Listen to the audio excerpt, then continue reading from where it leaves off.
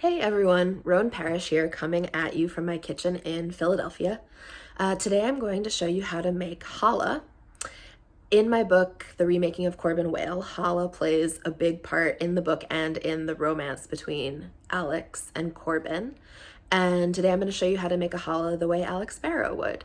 I'm going to do it without a mixer, without a stand mixer, just by hand, so you can see that anyone can do it. And I'll have a recipe included with the article, so follow along with me and make a challah that Alex Sparrow would be proud of. Step one is to add your yeast. I use instant yeast because I'm impatient, and a little bit of sugar to some warm water. You're going to leave this for 5 or 10 minutes until you see a bubbly layer on the surface. That means your yeast is activated.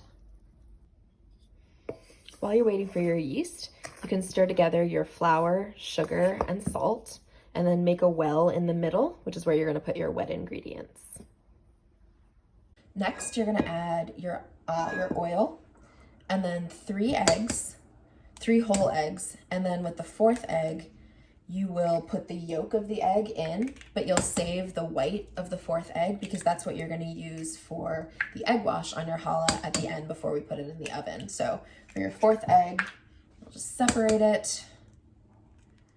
I had a friend in high school who could crack eggs with one hand, like he had really big hands and worked in a diner, and I tried to do it for a long time and broke a lot of eggs. Anyway, as I was saying that, I just put the white of the 4th egg in instead of the yolk. So I'm gonna just go ahead and add the whole egg, and then I'm gonna get another egg because, put some eggs in your challah. And let's try that again. Okay, so separate the egg, save the white for your egg wash, and you can just go ahead and pop the extra yolk in there. It's not gonna do anybody any harm. If you were using a stand mixer, which you totally can with the bread hook attachment, you would go ahead and mix it a little with your stand mixer, but I'm just doing this by hand. So go ahead and mix your eggs and oil up with a little bit of the flour. You just want to get it, a little shaggy. And then you'll take your yeast mixture, which by now should have a little bit of a little frothy top on it, and you'll pour it over that. And then you'll go ahead and mix this together. And once this has come together, it's gonna be a kind of like wet, shaggy dough. That's when you can turn it out on the counter and start kneading, which is my favorite part. I like the way the dough feels. Okay, so when your dough looks about like that, just mostly together, you can go ahead and pop it out onto the counter, and you'll start kneading, and dust your counter with flour first so that the dough doesn't stick, and you're gonna end up incorporating a little bit more flour into your dough as you knead, which is totally fine. With kneading, you wanna just, you just gotta feel it. You wanna make sure that you're turning your dough while you're pushing it down. There are lots of ways to do this. You can do the old 2-hander. You can just kind of flip it around, you gotta knead the way you need to knead. And people wonder why I don't have a cooking show. All right, so you'll add more flour to your counter if your dough starts to stick. There's no problem adding more flour because you're gonna be kneading this for it depends honestly on how hard you knead and how much your dough is mixed to begin with. What you're looking for is a really smooth consistency. So if you look at it now, you can see that it's kind of bumpy. And what you want is a really smooth, almost like elasticy dough, which I'll show you when we get there. While I'm kneading, I will tell you a little bit about the Remaking of Corbin Wale, which is kind of like my take on practical magic. So my sister, who's like my best friend, we are obsessed with the movie Practical Magic. The book is also great, but it's very different. And so Practical Magic is about a kind of generational coven of witches, which I have critiques of generational witchcraft for sure, but anyway. Anyway, Practical Magic is about two sisters, best friend sisters, who, after their parents have died, they grow up in their aunt's house, raised by their aunts who are also witches. And the idea is that they're magic and the rest of the world isn't magic. And so when I was writing Corbin Wale, I was kind of thinking about it like, what if you were raised by two aunts who thought that they were magic and that the rest of the world wasn't magic? If you are magic, that's great. If you're not, or if it's unclear, then that's actually like a really hard way to grow up, and it gives you all these ideas about the world and yourself that are like kind of fucked up. And so Corbin, who is an artist, he draws, he's a cartoonist.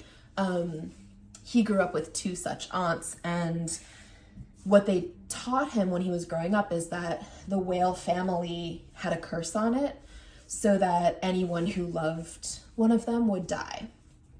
And so Corbin now thinks that his whole life has thought that he would never find love because it would be condemning someone to die.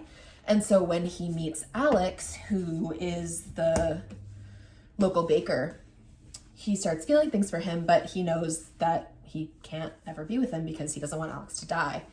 And so in the book, it's unclear, or I guess like you can read it however you want. It's unclear whether the curse is real. It's unclear whether the aunts were magic. It's unclear whether Corbin's belief changes or if he actually does break the curse, if there ever was a curse to begin with. Anyway, all of that is for you to decide. But Challah plays a really big role in the book because while they're falling in love, Corbin sort of decides that Challah is this magic thing that Alex makes. And so, so I thought I would make some Challah with you.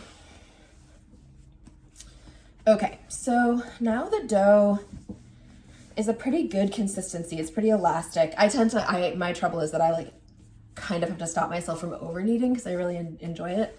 But okay, so now you can see that whereas before it was rough, now it's much smoother. And when you press into it, bloop, it springs back. Well, now it just collapses in my hand. But anyway, I'll knead it for like another minute or two, and then we'll put it to rest. Also, wait, is this weirdly fun? Should I have a whole web series where I just knead bread and talk about books? That sounds great. Call me Hollywood. Okay, so now that your dough is nice and elastic, it's ready to go to sleep for a little while and rise. So I'm gonna take a little bit of vegetable oil and coat a bowl. And this is just so the dough, when it rises, won't end up stuck to your bowl. But you can use whatever, olive oil, coconut oil, anything. Coconut oil actually does put a little taste into the dough, but whatever you want. And then, what if I literally dropped this whole thing on the floor? I would still eat it. Okay, so then pop your dough into the oiled bowl, roll it around a little, get it nice and non-sticky. And then we're gonna cover it with like a wet towel or some saran wrap, whatever. And then you wanna let this rise until it's doubled in size. So depending on the temperature of your kitchen and how active your yeast was, that could take an hour. It could take 2 hours. If it's taking more than 2 hours, you definitely did something wrong. But yeah, mine usually takes about an hour and a half. What you can do if it's cold in your house, like right now, it's a gorgeous fall day. Actually, it's like apocalyptically warm for November in Philadelphia, but I have the back door open and it's kind of chilly in here because I like it that way, is I'm gonna turn the oven on to 200. When it hits 200, I'm gonna turn the temperature off so that I've created a little like warm space, a little womb for my bread. And that's, you know, it's like a proving drawer on Great British Bake Off, if you're a fan. So anyway, pop it in your off oven. So like don't turn it on to 200 and then leave it on, because that will creepily cook your bread into like a little maggot with hard outside. Let it get to 200, turn it off, pop your dough in, and then just leave it. Don't open the door. until it's ready to, until it's doubled. And I'm gonna go have some coffee. Hello, back with you now that my dough is risen. I'm gonna I divided my dough into 2 pieces once it was risen, because I'm gonna make 2 challahs out of it, 2 little challahs. And I'm gonna show you how to do, therefore, 2 different braids. So my favorite is a 6-strand braid. So you wanna cut your dough into 3 pieces. Cut your dough into 3 pieces, and then cut those pieces into 3 pieces. They don't have to be perfectly identical, just mainly the same size. So then you have 6 little pieces of dough, and what you want to do is roll each one out. You don't want to put flour down here because it's going to be really hard to roll. You need a little bit of stickiness to get your dough snakes in order. Don't tell anyone I said that. So I'm just going to roll these 6 out. And really, if what you know how to do already is braid with 3 strands, you can totally do that. I just think the 6 looks pretty. Now, if you're doing this right after your dough has risen, what you might need to do, you'll see that these are kind of like springing back a little bit. So what you might need to do is roll them out and leave them sit for like a few minutes, and then you can re-roll them.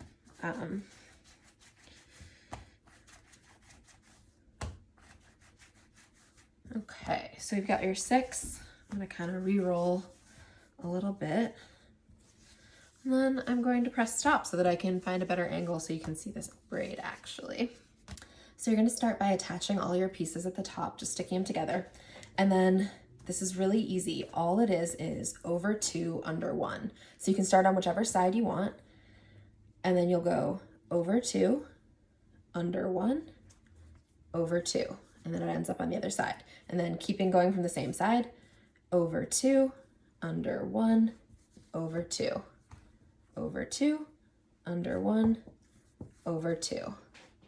And my braid always starts to kind of like, you know, go diagonally like this, which is totally fine. Over 2, under 1, over 2, over 2, under 1, over 2.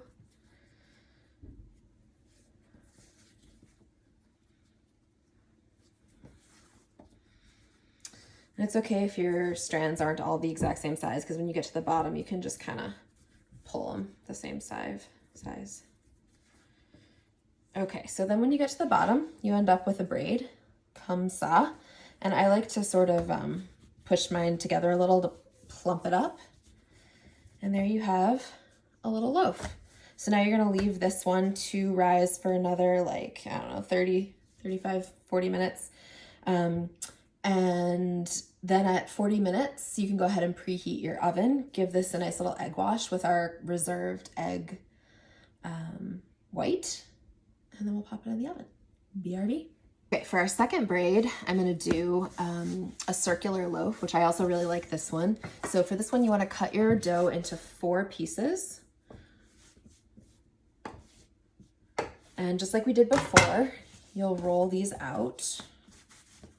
And again, remember, you don't want to dust with flour because it makes it really hard to roll. You want a little bit of stickiness.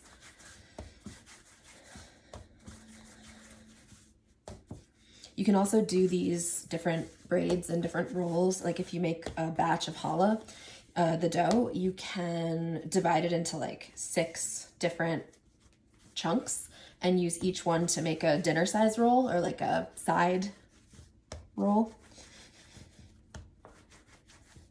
And they look really cute, and because they're smaller, they look sort of more elaborate, and people are super impressed. So same deal with the last one. Sometimes you need to roll them and let them rest for a minute and then roll them again. Also, mine are really radically different sizes, but it's okay. Okay, so for this one, what we're gonna do is take 2 running parallel, and then we want 2 over them. And then you want to do this kind of like when you tuck a box together, like fold a box together. So 1 over, 1 under, 1 over, 1 under, so that they're alternating like that. And you can kind of like mush them together. So now this is pretty simple. Once you have it set up, all you are doing is taking the one that's under and folding it over on each side. So under goes over, under goes over, under goes over, under goes over. And now you're going to do it the same, but it reverses. So still under goes over, but now it's the other strand. So under goes over, under goes over, under goes over, under goes over. And see how pretty that looks? One more time. Under goes over, under goes over, under goes over, under goes over. And then you can kind of connect them however you want. I like to tuck mine under because I think it looks neater. And there you have it. Both different, both beautiful. Okay, so like I said, we're gonna let these rest for like 40 minutes and then I'll be back. Okay, it's been a real journey. Well, for you, it's only been probably like 5 minutes, but for me, it's been hours. And the challah is risen and it's time to put an egg wash on her and then pop her in the oven. So egg wash is the reserved egg white from the eggs that you put in the dough, a little bit of water, and then mix it up and just brush it on. I'm just using a pastry brush. If you don't have one of these, you could use, okay, if I'm being honest, when this is dirty, I just use my fingers. But I'm sure there's, like, you could use a spoon to spoon it on, or maybe some, like a towel. Nah, just use your fingers. You give this a good coat. And this just gives your dough like a shiny kind of crust. You don't have to use it if you don't want to, or if you're doing a vegan challah and using an egg replacement, you don't have to use it. Or you can also use a little bit of like milk, soy milk or something. And then I like to sprinkle mine with some coarse salt, almost like a little pretzel situation. But this is also a time when you could put on like poppy seeds or sesame seeds, whatever you like. So a little pretzel salt. And you want to do this when the egg wash is wet, so it'll stick.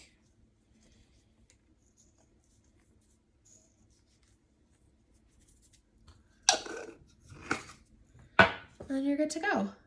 I'm gonna just pop these in the oven and wait until they're golden brown, and then I'll pull them out and show you the final product. Okay, are you ready to see our challahs? Here we go, nice and golden brown. And you can see that shine from the egg wash. So there you have it. That is how to make challah by hand. Good enough for Alex Barrow. Hope you've enjoyed this, and I hope you'll check out the Remaking of Corbin Wale.